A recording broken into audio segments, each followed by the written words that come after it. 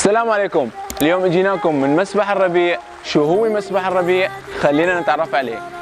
ووحدك من يستحق الحياة، فلطفك إني أتيتك قلبا وضيعا ويسأل حبل النجاة. سريت بروحي فيا سعد روحي. وعنا هون مسبحين، مسبح خاص بالكبار ومسبح خاص بالأطفال. حتى على بسمات الشفاء، وفي الماء لما أردت الشراب، وفي الزهر لما تنام شذا، وفي الشمس حين أضاءت جمالا، وفي البدر حين. والأعداد هون كثير رايقة ومميزة.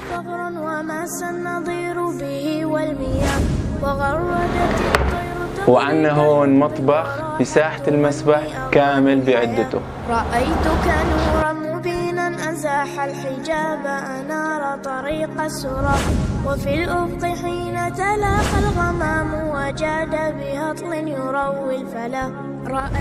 وعنا هون منقل خاص بالحباشات، بس للأسف حباشات ما في.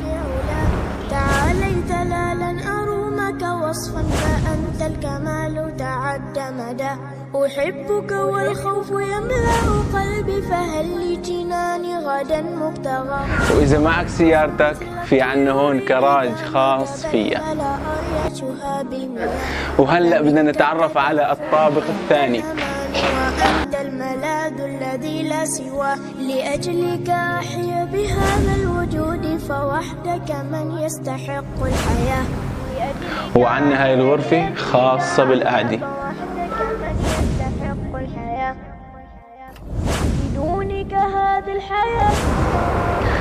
وعنا هون الإطلالة على المسبح كتير حلوة. وحدك من يستحق الحياة، فلطفك إني أتيتك قلبا مضيعا ويسأل حبل النجاة. سريت بروحي فيا سعد روحي، وكان وفي عنا هون مطبخ خاص بالطابق الثاني. وجودك حتى على بسمات الشفاء، وفي الماء لما أردت الشراب. وعنوان مسبح الربيع بدخولية مفرق التوامي 500 متر.